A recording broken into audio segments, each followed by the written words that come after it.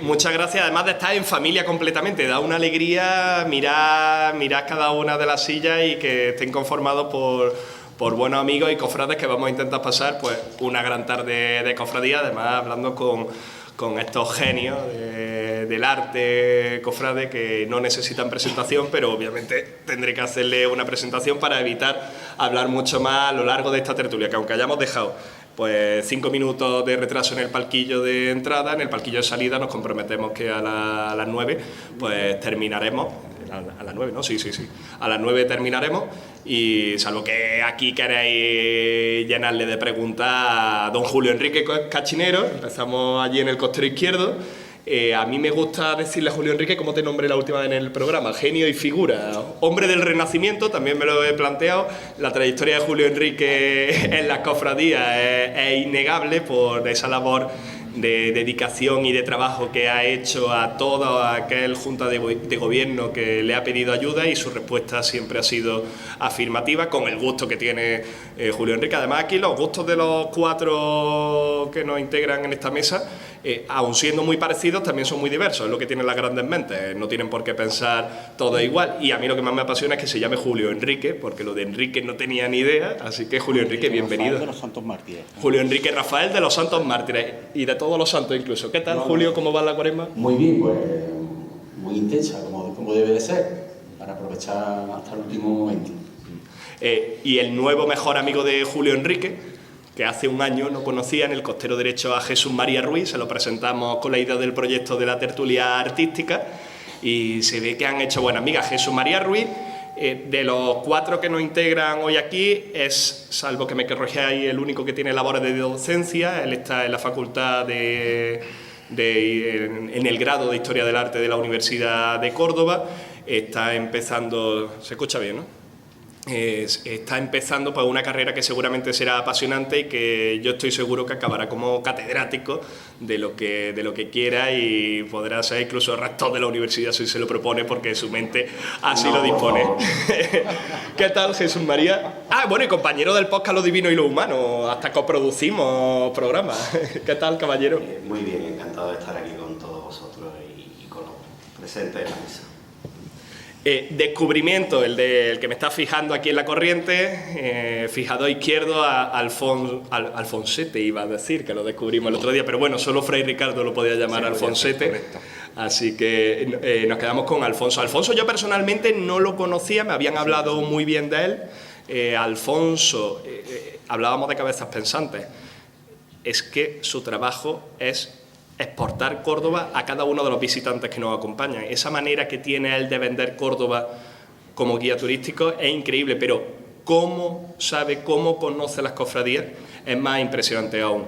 Alfonso, el gran descubrimiento que puedo decir, porque de los 4 de esta mesa era el único que cuando empezamos el programa no lo conocía, y sobre todo el flagrante saltador de San Álvaro de esta cuaresma de 2026. Bienvenido, don Alfonso. Que muchísimas gracias. La verdad es que el descubrimiento fue mío, a vosotros, ¿no? Que dejarais opinar con libertad, ¿no? Y para bien o para mal, ¿no? Con nuestras virtudes y nuestros errores.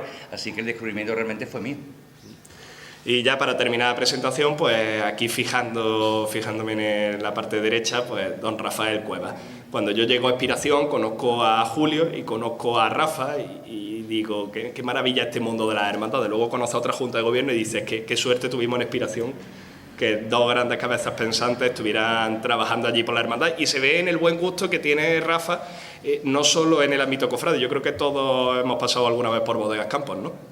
Y hemos visto el gran tacto y el gran detalle que tiene. Y tiene, aunque a él le gusta mucho Nápoles, a mí me gusta mucho más otra frase que has venido usando últimamente, que es tener el ojo educado. Y le encanta tener el ojo educado, que esto es importante para todas las facetas de la Semana Santa. Está bien Sevilla, por supuesto, pero el que solo mira a Sevilla se está perdiendo 40 Semanas Santas. Hombre, Rafa no tendrá tiempo, ni Julio, ni Alfonso, ni Jesús María, de conocer todas las Semanas Santas, pero gracias a Internet pues nos podemos preocupar de conocer todos esos aspectos artísticos. Así que bienvenido, don Rafael Cuevas.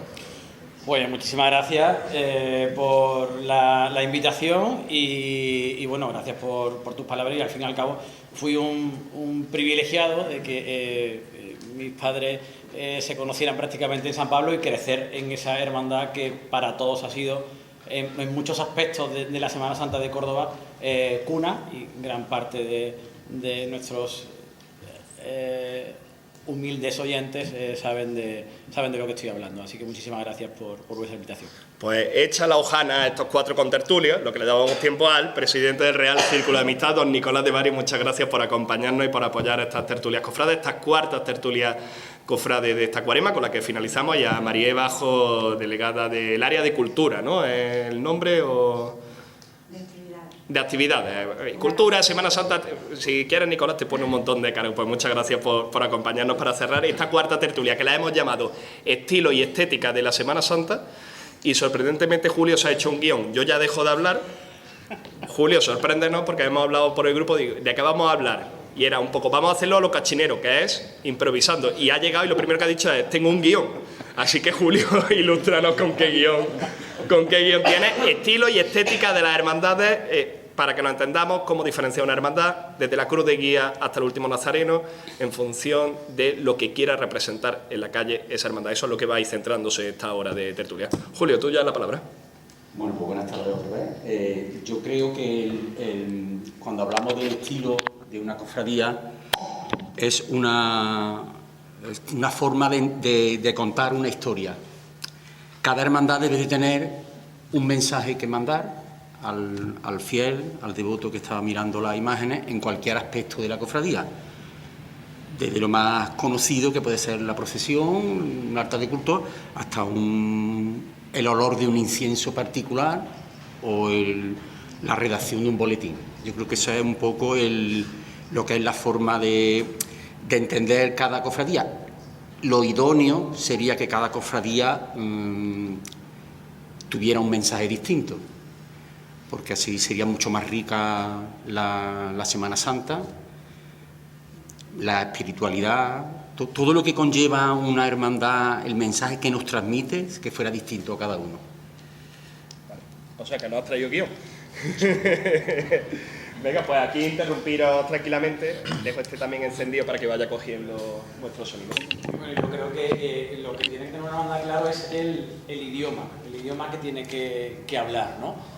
El idioma lo marca la idiosincrasia que tiene la propia fundación de la cofradía, el entorno en el que vive y usando... Si vamos a hablar hoy de estética, lamentablemente o afortunadamente lo tenemos que nombrar a Fray Ricardo de Córdoba. Él decía que las hermandades son personas, ¿no?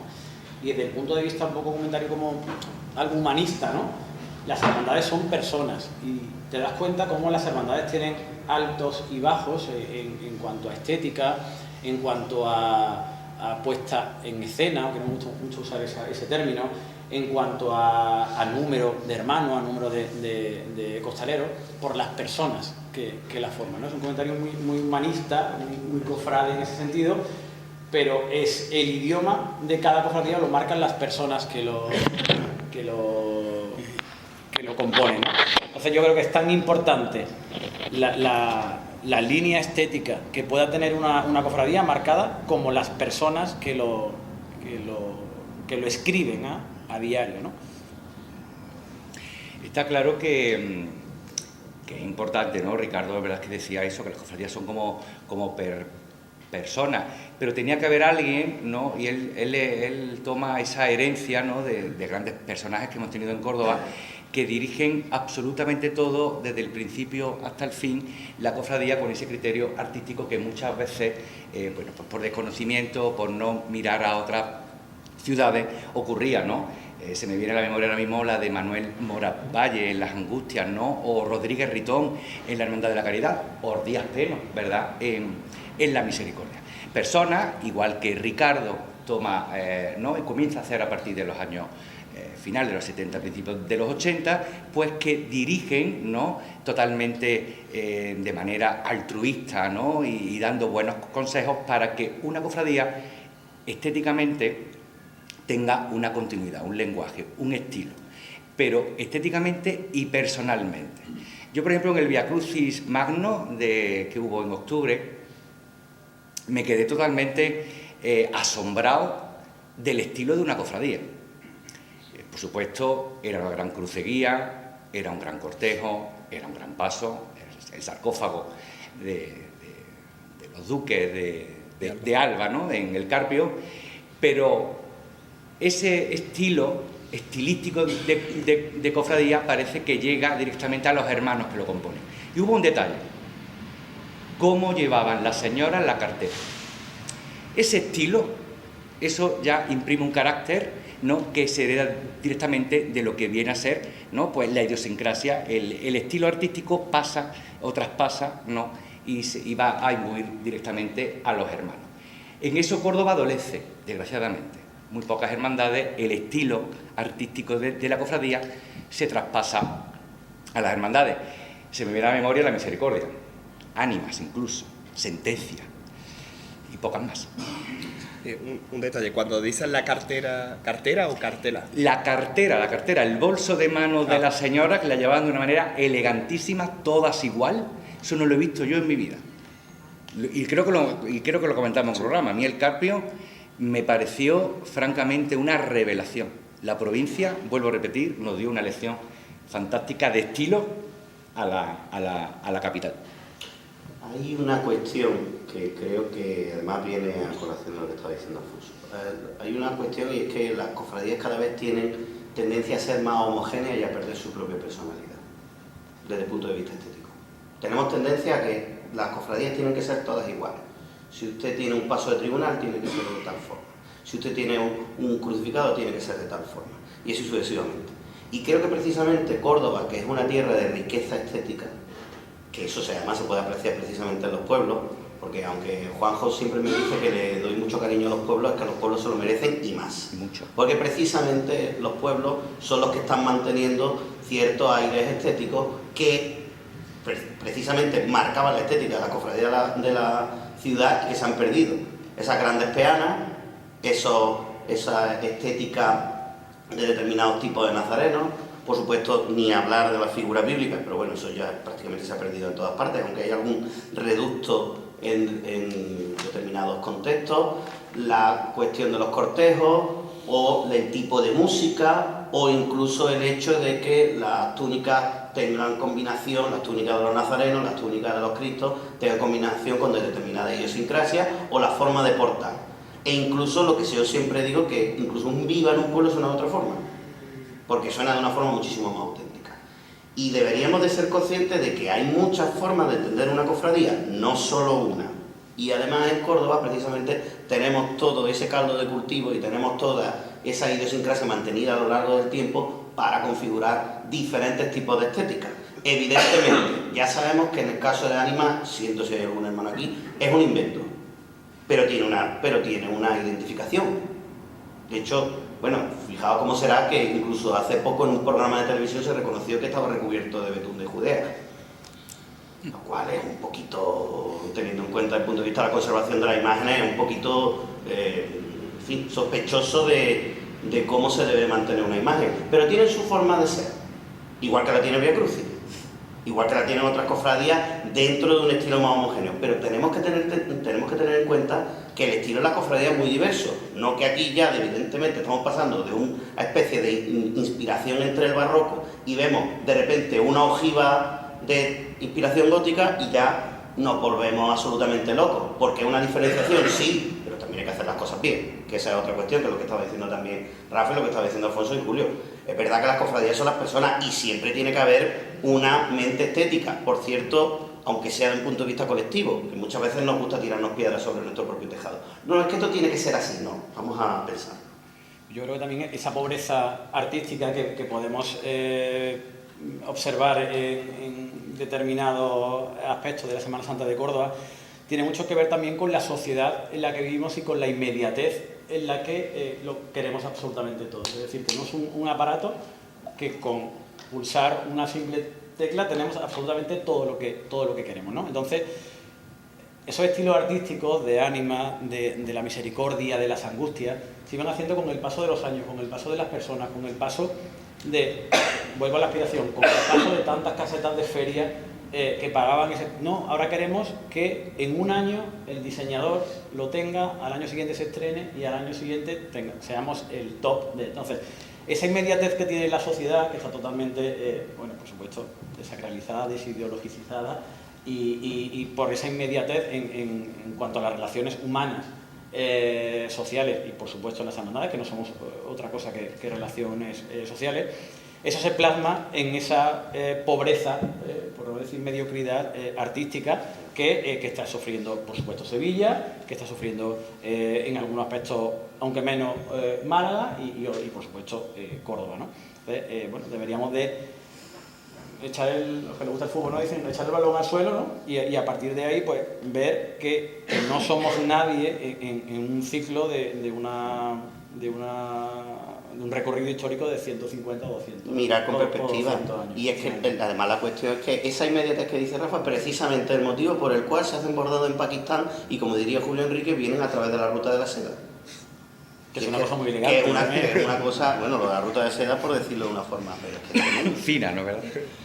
Yo creo que parte de ese problema puede ser que arrancamos desde un punto de que no era el comienzo, que desconocemos nuestra historia, la historia de la Semana Santa de Córdoba, que están descubriéndonos grandes amigos también del programa, que nos van descubriendo cosas que desconocíamos de nuestra Semana Santa. Podríamos tener alguna idea.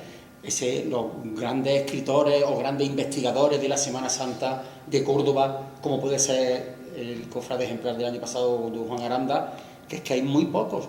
Es que, claro, no, conocemos más, que lo hemos comentado muchas veces, conocemos más la historia de cualquier cosa que pasó en el Gran Poder en el siglo XVIII y no conocemos nuestra Semana Santa. Entonces nosotros hemos partido de -1, ya el 0 y el 1 no lo conocemos, hemos empezado ya más tarde. Entonces, claro, tú esa información que te podría servir o que nos pueda servir en un bagaje, en una mochila de ideas, la hemos perdido. Partimos ya desde el móvil, vamos mirando en Antequera, mirando en Herrera, mirando...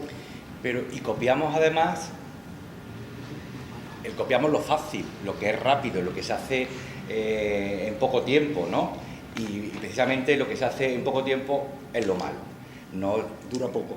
Y dura poco además, porque bueno, fijaros cuántos cambios se están haciendo ahora, a partir de ahora, cuántos proyectos patrimoniales están empezando a modificar cosas que ya se habían hecho.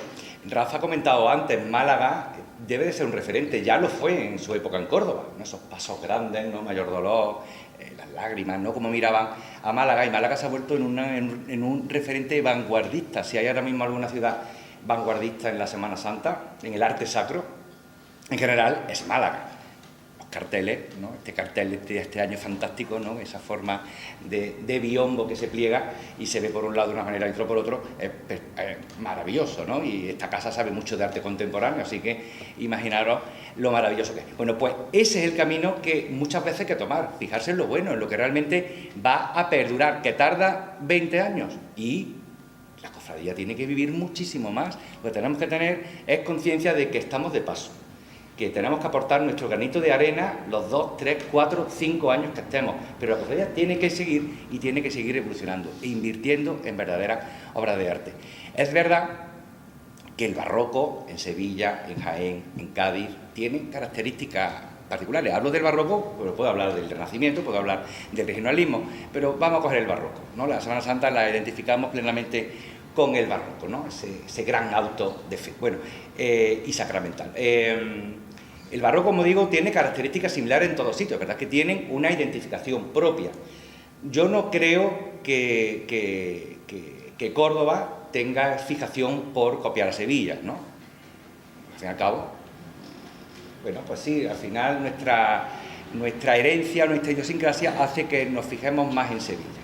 Pero es que realmente estamos copiando lo que no tiene calidad. Eso es lo que está ocurriendo, y sobre todo esas ganas de hacer las cosas con tiempo. Voy a poner un ejemplo, voy a barrer para casa. No quiero ser engreído, pero yo pertenezco al Císter. Y el Císter tarda en salir desde que se funda hasta la primera estación de penitencia 13 años. Todos los cofrades cordobeses admiraban lo que se estaba haciendo en ese joyero de la calle Cabo en el Limorán, porque eran verdaderas piezas de arte que poquito a poco se iba atesorando en la hermandad, hasta que llegó un momento en el que se expone y sale a la calle. ¿Eso ocurre ahora? No. Hay prisa por hacer esta intermitencia, luego vienen los problemas que vienen de los recorridos o de los horarios, que eso es otro cantar, o eso habrá sido otra tertulia. Entonces, pues, tanto cuesta hacer las cosas bien, ir con tranquilidad, porque al fin y al cabo es bueno para la ciudad, ¿no? Es bueno para nuestras culturas. Estamos hablando de estilo, de arte sacro, ¿no? Entonces, bueno, y al fin y al cabo, luego lo utilizaremos pues para vender la ciudad, como vendemos la ciudad con la mezquita, con la sinagoga, con los patios, con las cruces, con nuestro caballo, ¿no? Pues entonces, pues igual tenemos que vender la Semana Santa, pero con calidad. Pero es difícil vender, es muy fácil vender una Semana Santa que te la puedo enseñar en un móvil. Mira, como esto. Lo difícil es crear un camino nuevo. Hay muchos caminos y el camino que no existe, eso es muy difícil de... Pero se hace y así claro. Y ahí estuvo el grupo Cántico. Es verdad que Jesús ha dicho que no es estética de Córdoba, un invento, el grupo Cántico. Pero oye, un invento muy bueno. Y ahí está el Lunes Santo, ¿no? ¿Cuántos cordobeses no se pierden ánimas? ¿Cuántos cordobeses? Se pueden perder la merced con lo que nos gusta, o la sentencia, que nos encanta. Pero ánimas no se lo pierden. Eso es porque tiene una imagen y eso tiene un estilo que han creado, una personalidad con su propio incienso. Tú has avisado antes, ¿no? Tú has anunciado ese incienso particular, que han creado una imagen. Y eso, Córdoba, adolece de muchas cofradías así. Sí, bueno, y además hay otro problema, que es lo que tú dices, cuando nosotros pensamos en una cofradía, ha habido un fenómeno en esta ciudad que son los proyectos artísticos inacabados. Los proyectos artísticos inacabados que se planteaban por parte de una junta de gobierno de una forma más acertada o menos acertada y tenían miedo de que ya la siguiente junta de gobierno te reventara el proyecto.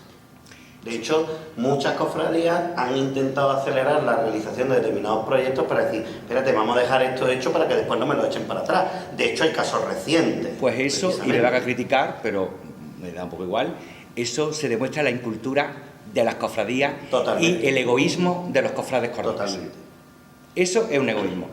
Y es una pena que a prisa y corriendo, porque al fin y al cabo se pierde en calidad. Una junta de gobierno no puede estar supeditada a que una oposición, mal llamada oposición, que no estamos en un partido político, pero bueno, mal llamada oposición, le eche por tierra un proyecto. Y corre que te corre, al final eso es perder la calidad.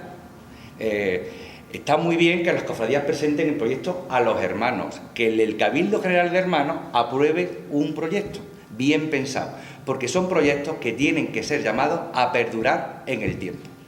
El problema es de Córdoba, que tú piensas de una forma, yo pienso de otra, a ti te gusta el blanco y a mí me gusta el negro. Y en eso estamos. Y así se demuestra la falta de madurez, 1, cofrade, 2, artístico, que tiene Córdoba. Y hay otra cuestión también. Creo que debemos ser conscientes de qué mantener y qué no. Es verdad que nuestros antepasados cometieron muchos fallos, eso es cierto. Y es verdad que las sociedades cambian, pero hay que tener conciencia de qué aspectos mantener dentro de la estética de una cofradía o qué aspectos cambiar y ser conscientes de cuáles son las virtudes, eso que se llama el coste de oportunidad de cada uno de esos cambios. Porque evidentemente, por ejemplo, una cuestión estética. Córdoba estaba fundamentada estéticamente en los pasos sobre grandes peanas y esas grandes peanas mayoritariamente se llevan por parte de unos portadores. Y ahí aparece la peana de la angustia, aparece la peana de los dolores, aparece la peana del Nazareno. ¿Qué es lo que ocurre? Que ahora vamos a hacer pasos diferentes, lo vamos a hacer con determinados tamaños y además le vamos a colocar la peana. Y que no caben por las calles. Y que no caben por las calles. Porque además nosotros tenemos el urbanismo que tenemos. El otro día estábamos en la tertulia y hay un aspecto fundamental.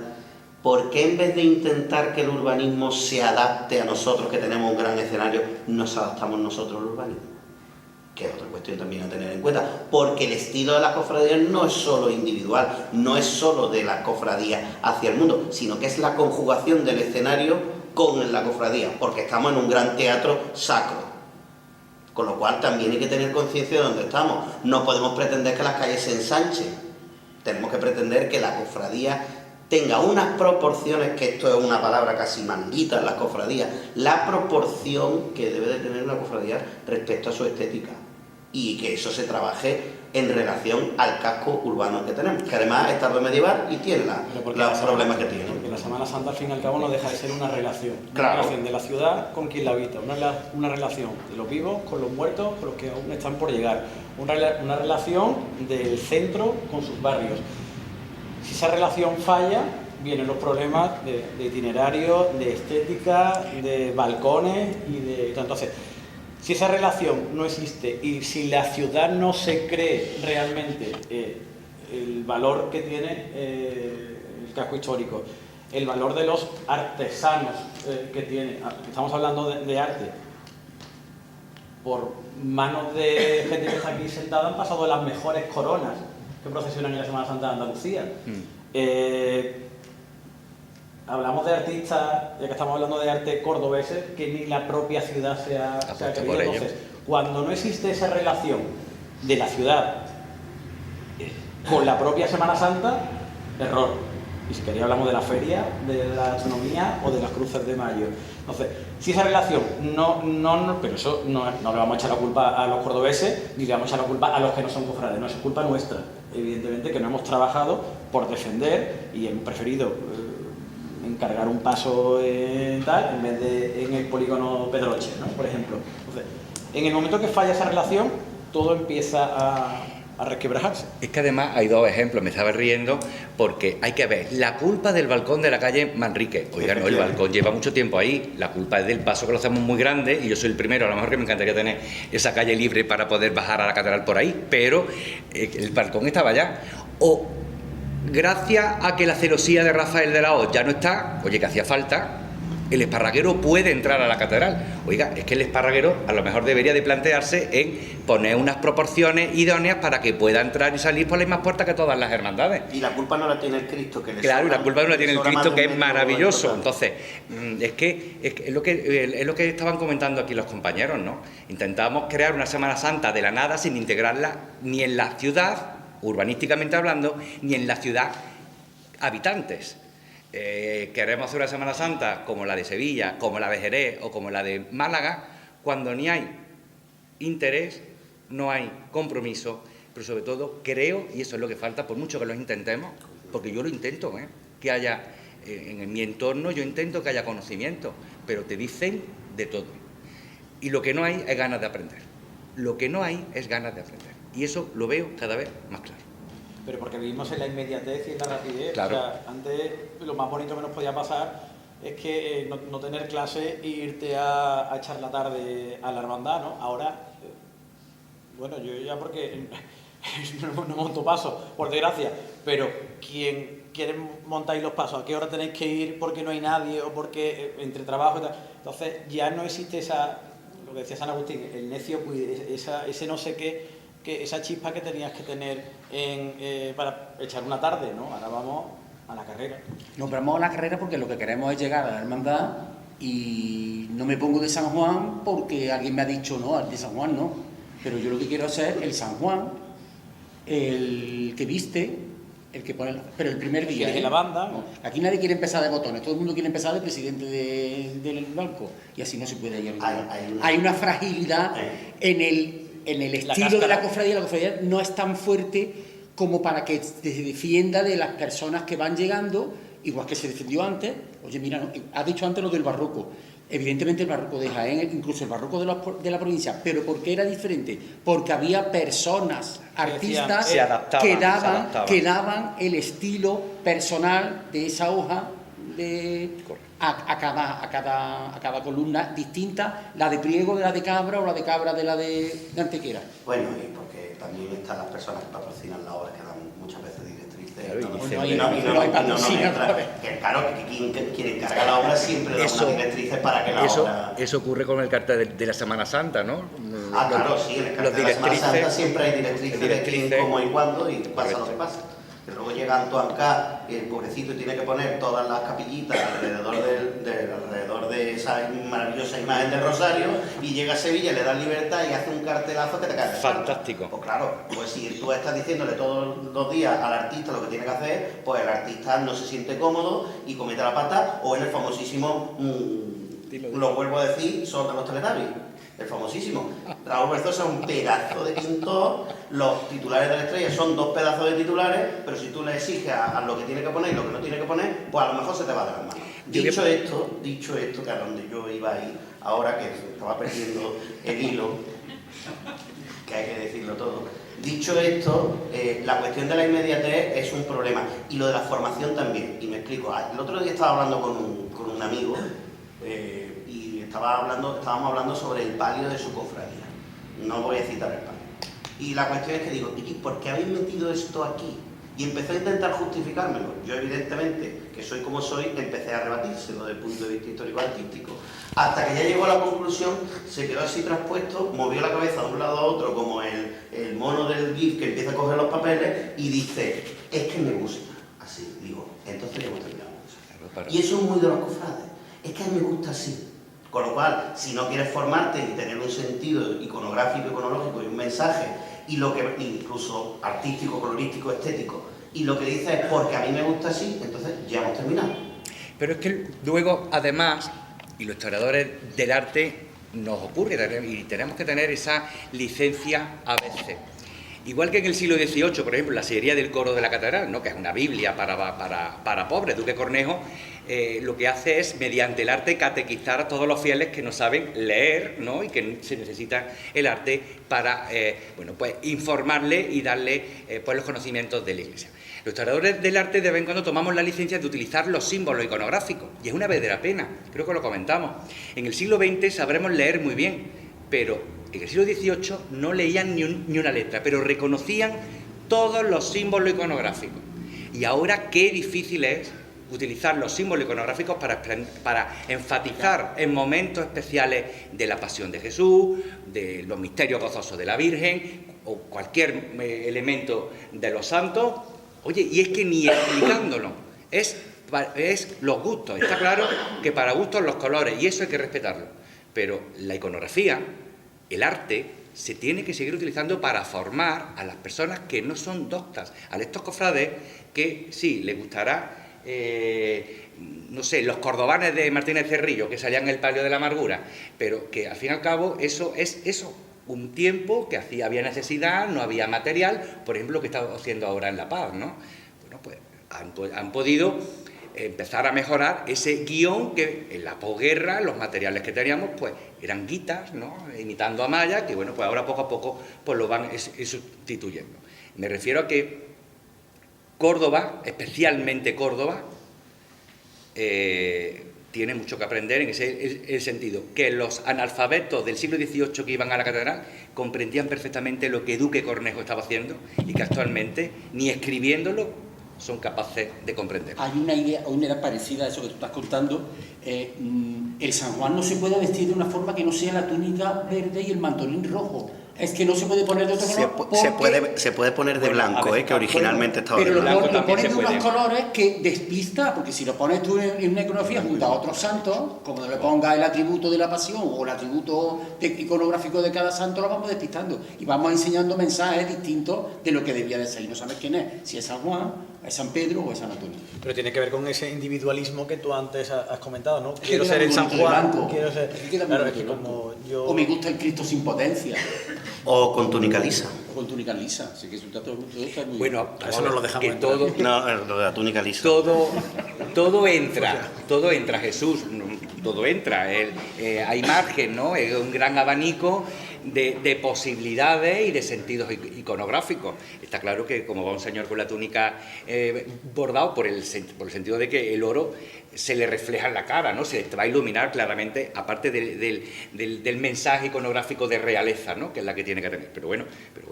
Pero es lo que tú dices, Alfonso, a ver, ya hablando completamente en serio. Las túnicas bordadas están para demostrar a esas personas del siglo XVII y XVIII que no sabían leer, mostrarles que ese hombre que porta la cruz, que en este caso que es Dios, y aunque esté sufriendo por nosotros y esté haciendo una labor de redentor de nuestros propios pecados, cargando con nuestras culpas, verdaderamente ese es Dios y es el más importante de todos, incluido cualquier gobernante que esté delante en el cortejo de la procesión.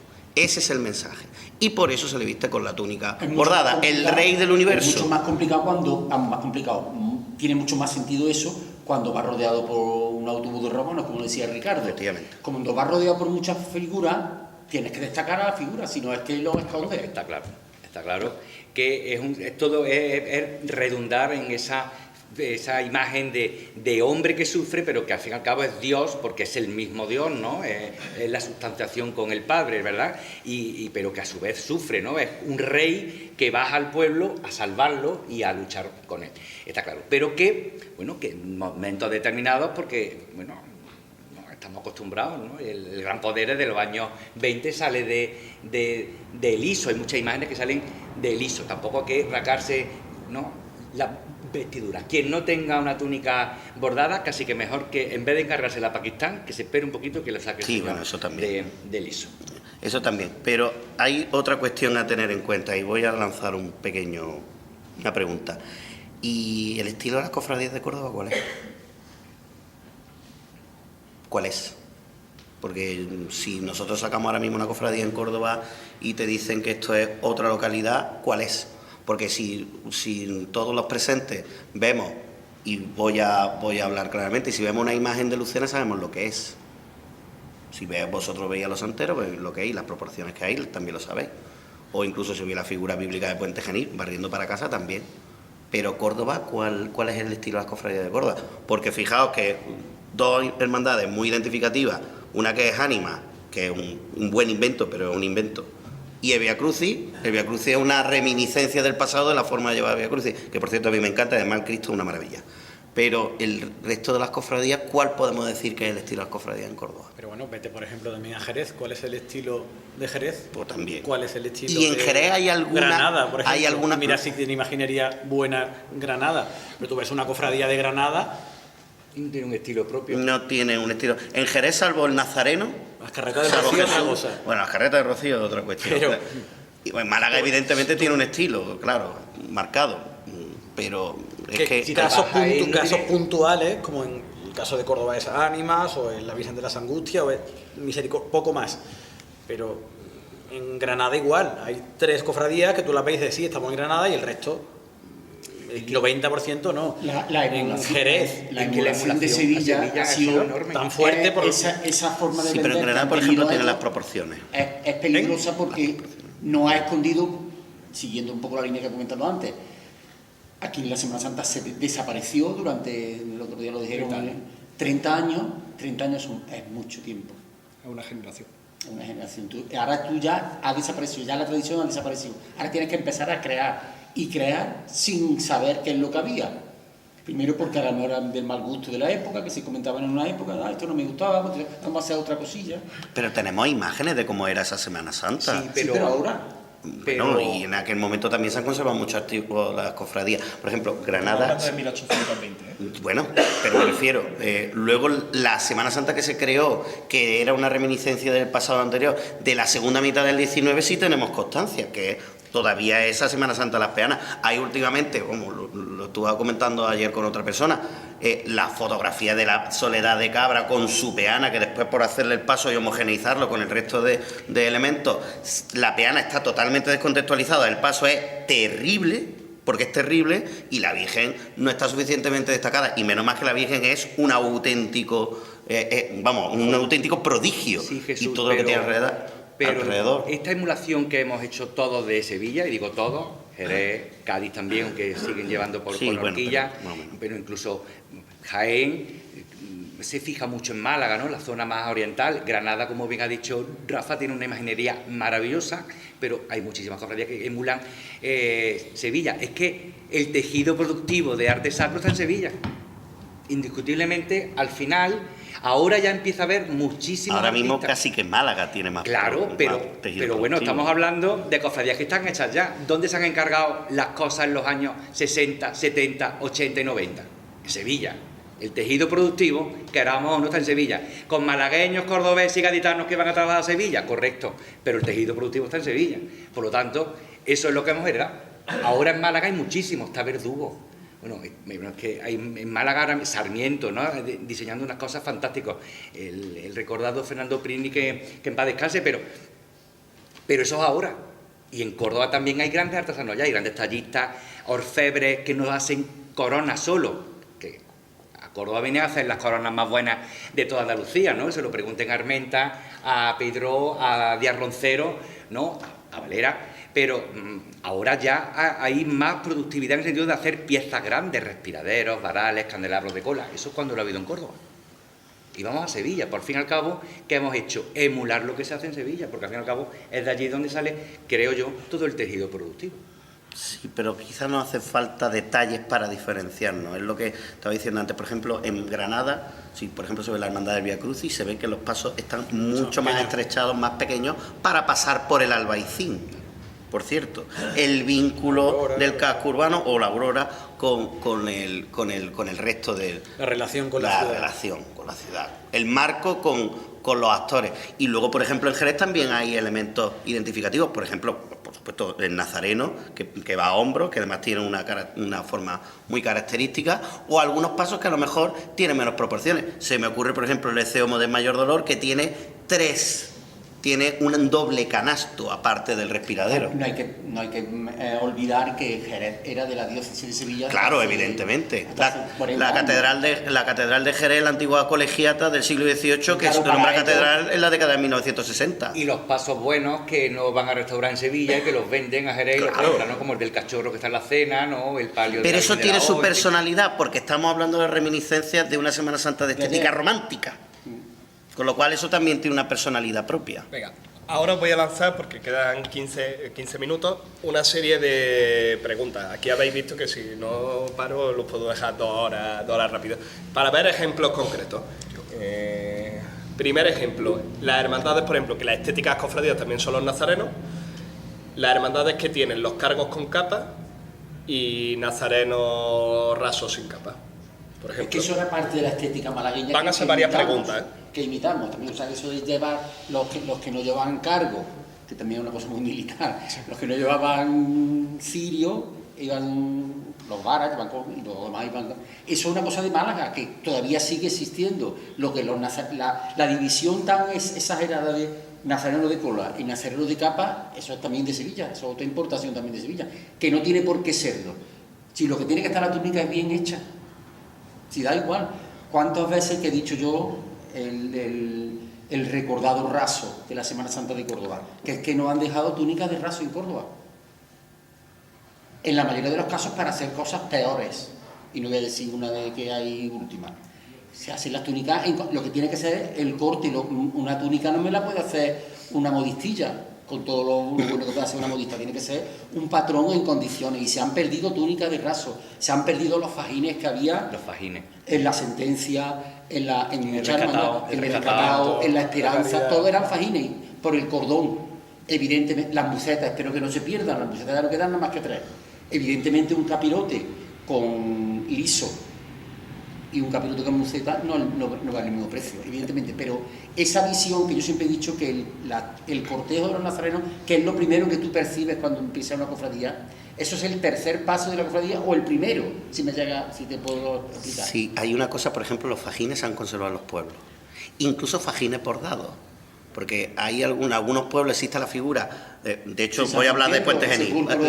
Claro, voy a hablar de Puente Genil. Se llaman, por ejemplo, nosotros no llamamos al hermano mayor, lo llamamos cofrade mayor, porque el hermano mayor es el que todos los años tiene el honor por antigüedad y se va seleccionando por orden, insisto, de antigüedad, hay una lista de cada cofradía, que es el que tiene el honor de presidir la procesión.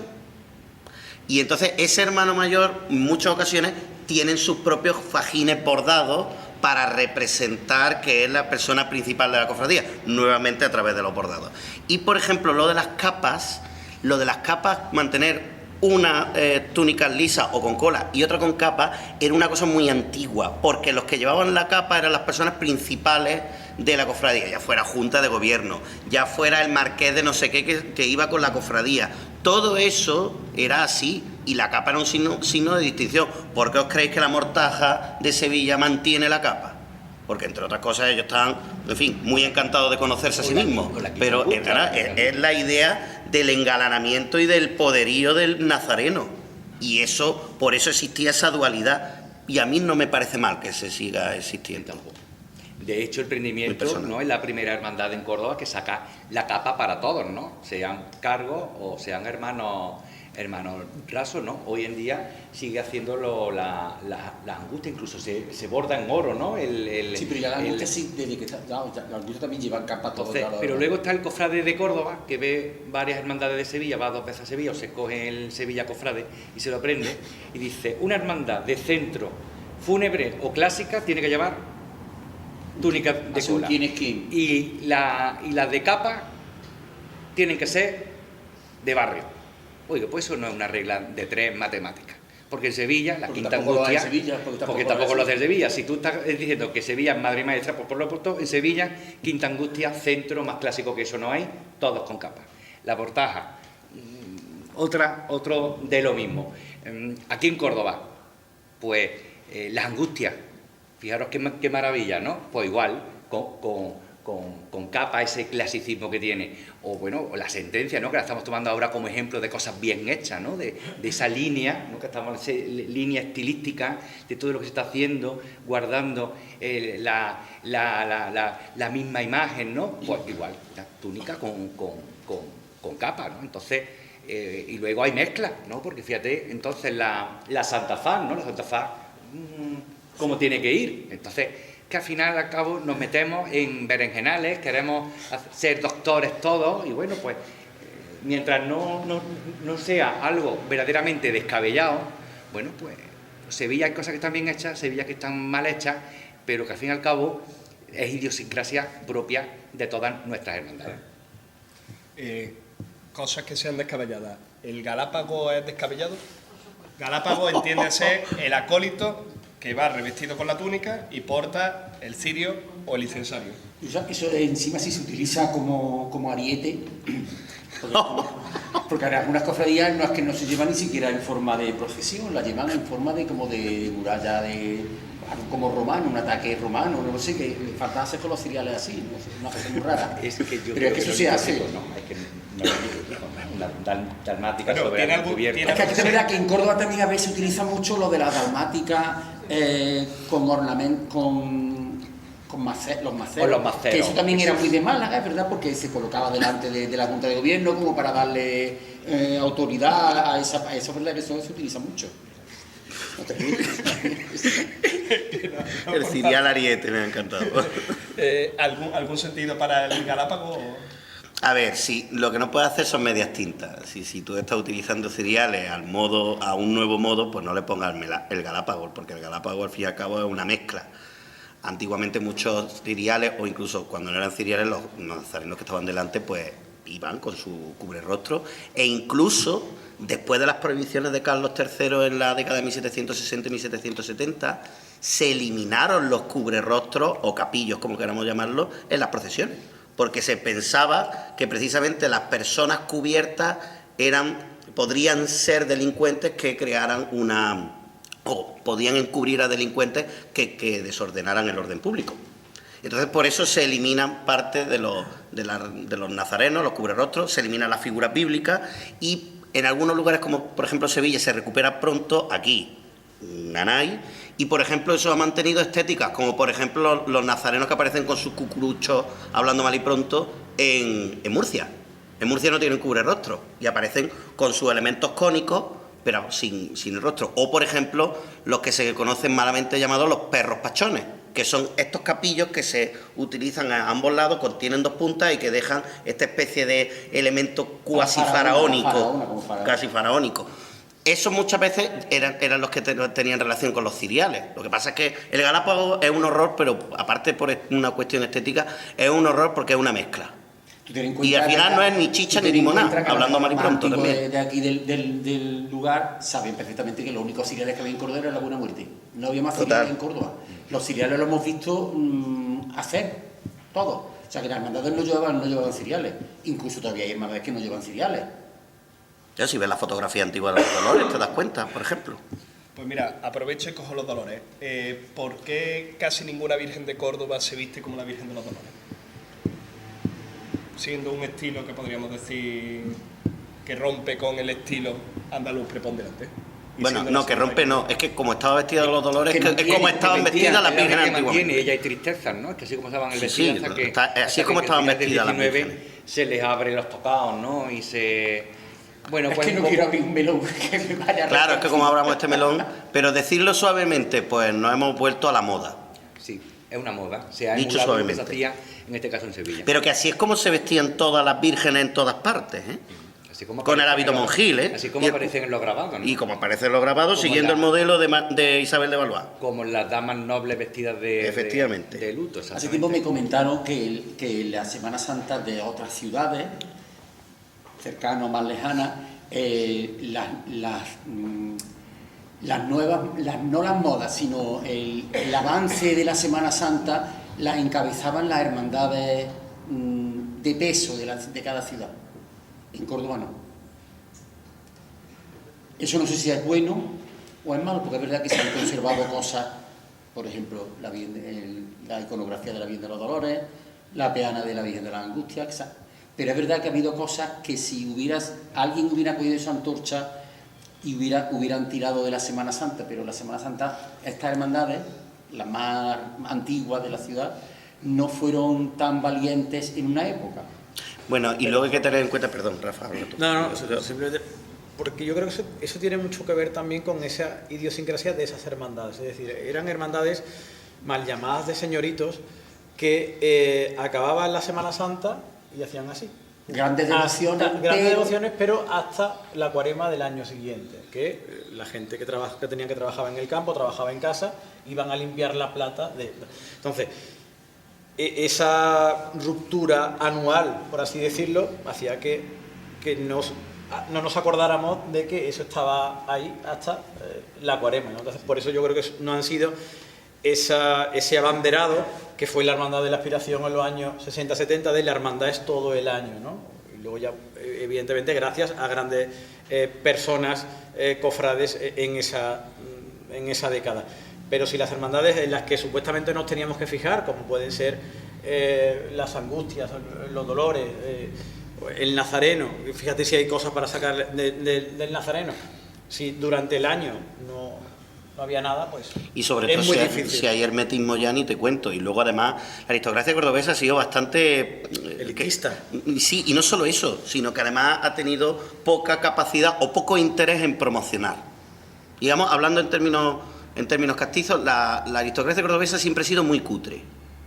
Muy cutre. No ha invertido en la ciudad. Y a la vista está. De hecho, y esto lo tengo que decir como bandera, las grandes promotores de esta ciudad ha sido el Cabildo a lo largo de la historia.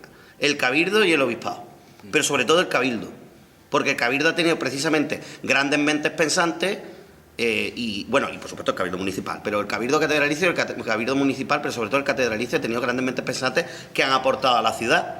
Pero precisamente ese inmovilismo y esa forma poco interesada de la aristocracia cordobesa ha propiciado que todas estas hermandades que estamos diciendo, el caso del Nazareno es absolutamente flagrante, han quedado abandonadas a lo largo de la historia, sobre todo en el siglo XIX, que es el siglo donde se desarrollan otras Semanas Santas. Siendo la ciudad de Córdoba una de las grandes sedes de las grandes casas nobiliarias de Claro. España, ¿eh? También es verdad que muchas de esas casas nobiliarias se iban a otros lugares, como por ejemplo Écija, donde era la concentración de grandes de España más importante del siglo XVIII. Por ejemplo, o Carmona, o se iban a su ciudad. Ya ves tú, el conde de Fernán Núñez, excepto conde de Fernán Núñez, la ciudad que se hizo prácticamente para él. O sea que aquí hay un poco de todo. Sí. Os voy a hacer las dos últimas preguntas. De paso procesional, que hemos visto Nazareno y imágenes, pero paso procesional en Córdoba, Gualdrapa, los arbóreos estos, por ejemplo, que tiene la Angustia, que tiene también... me saldrá Cristo de Gracia, que son unos arbóreos un tanto distintos a los que estamos acostumbrados, y el Gólgota único, que por ejemplo tiene la Caridad. 3 ejemplos de estética que a lo mejor no lo podemos encontrar en otro lado o sí lo podemos encontrar en otro lado. ¿Qué os parece? El problema de esos 3 pasos, de esos 3 conceptos, son los 3 pasos que has dicho. Ese es el problema. Absolutamente desproporcionado y... Ya ves tú, con los medallones que tiene la Caridad y con el patrimonio que tiene la Caridad, los 2 titulares que tiene la Caridad, que es un auténtico deleite. Pero hay un problema de desproporción del paso, tanto en ese caso como el de la Angustia y el de Esparraguero, ni hablamos. Es que el de la Angustia, particularmente... O sea, habría que darle una vuelta entera al paso. Dentro de la prudencia. Yo creo, a mí siempre me han gustado mucho los candelabros esos, porque ten en cuenta que Antonio Castillo Ariza era un grandísimo escultor. Muy bueno. Magnífico. no sé si recordáis el antiguo paso del prendimiento Y el rescatado.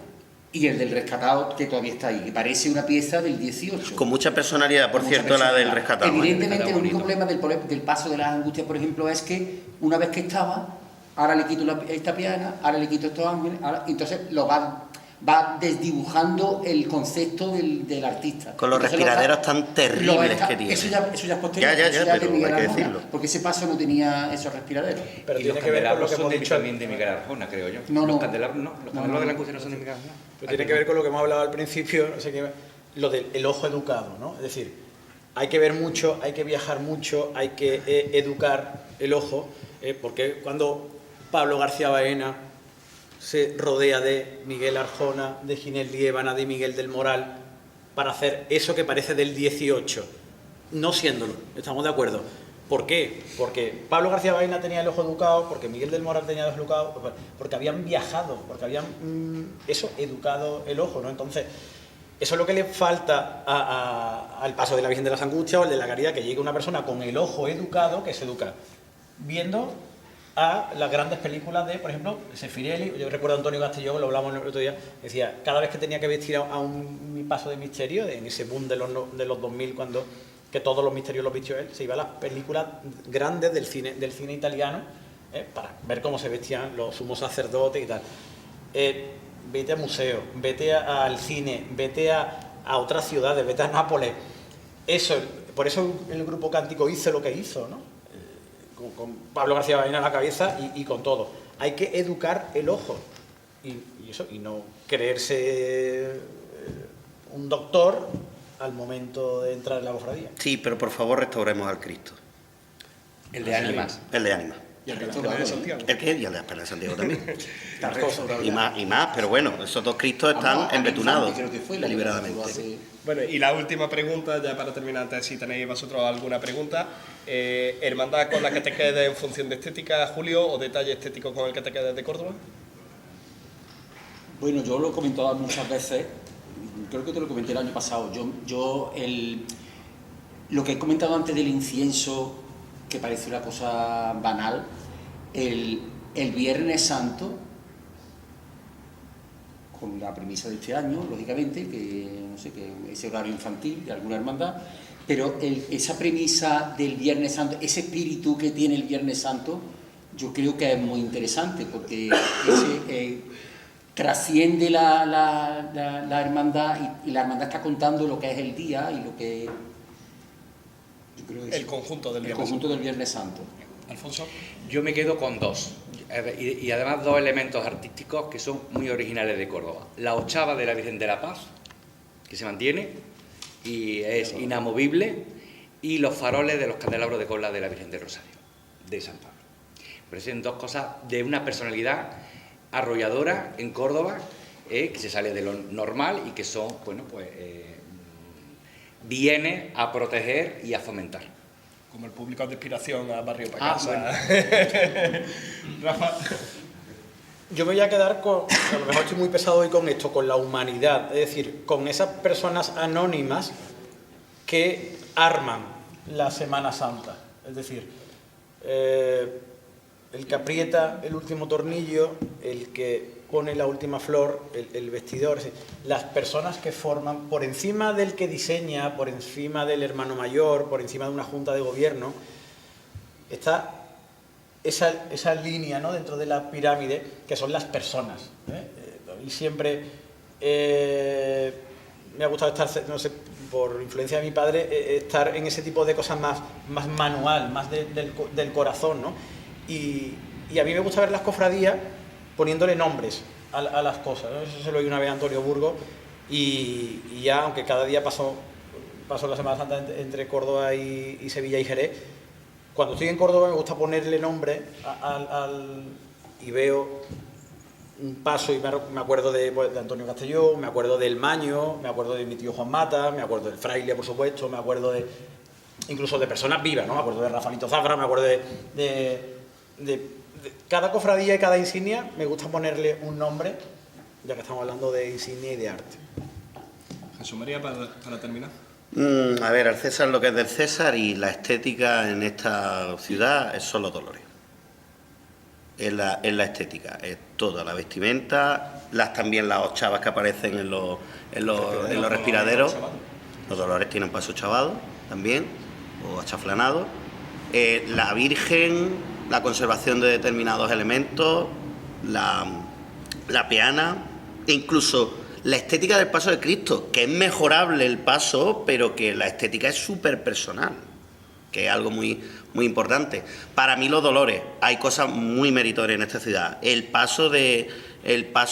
maravilloso paso que tiene Coronación de Espinas, la urna de sepulcro, en fin, hay maravillas en esta ciudad, pero si hay que destacar una hermandad por estética son los dolores. ¿Y ustedes quieren hacer alguna pregunta, presidente? Le hemos dejado casi mudo, ¿no?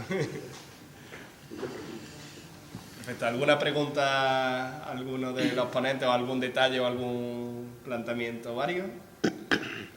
Todo el mundo se atreve luego con la cervecita, ¿no? Lo hemos dejado clarísimo todo. Yo iba a decir una cosa. No es necesario, se me oye. Yo una de las cosas que he echado de menos en la Semana Santa de Córdoba, bueno, no en la Semana Santa, en la ciudad de Córdoba, ha sido una falta, y me perdonan si exagero, una falta absoluta de investigación histórica y de historia del arte durante los últimos 40, 50 años.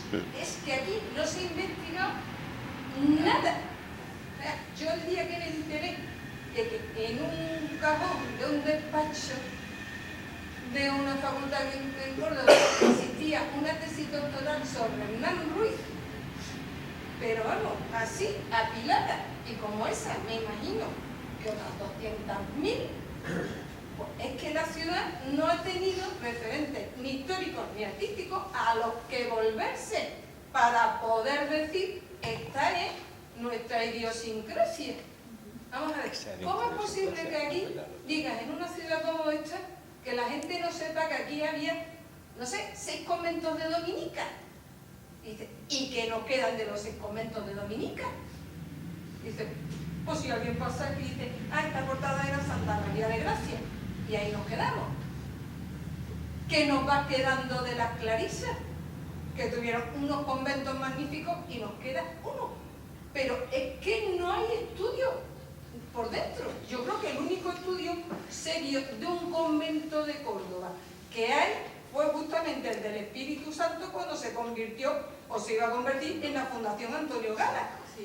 ¿Cómo es posible que nadie en Historia del Arte haya estudiado Santa Marta? Investigador. De esa, entonces claro, Como cosas que no tenemos, pero no tiramos por porque alusiones, no hay. claro. Por alusiones, es cierto, es cierto. Sí, Córdoba es una ciudad que está por estudiar.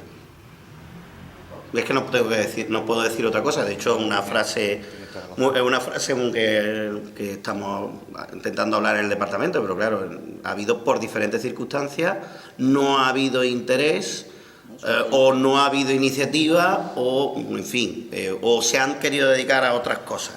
Se han hecho algún tipo de catálogo basiquísimo con Caja Sur detrás, exposiciones, pero quien ha podido ser dedicado a otras cuestiones, muchas de esas personas ya están jubiladas, y hay otras personas que tienen capacidad investigadora que o son de fuera o no les interesa o se quieren ir a los grandes elementos, porque todos queremos publicar y encontrar algo sobre una obra del Prado, pero no nos metemos en el barro del convento, por ejemplo. Entonces, ahí estamos algunos intentándolo, siempre y cuando nos dejan, pero poquito a poco, porque además publicar es muy complicado y enfrentarse a un papel en blanco, el horror al vacío es dificilísimo. Es una pelea que tengo constante, pero que sí, es verdad, estoy totalmente de acuerdo. ¿Alguien más quiere hacer alguna pregunta? Pues darle un aplauso al menos, ¿no? A esta maravillosa Muchísimas gracias y bueno, esta es la última, presidente. Hasta aquí las 4 tertulias del Círculo. Ya el año que viene nos dice si renovamos o no renovamos. Pues muchas gracias a todos.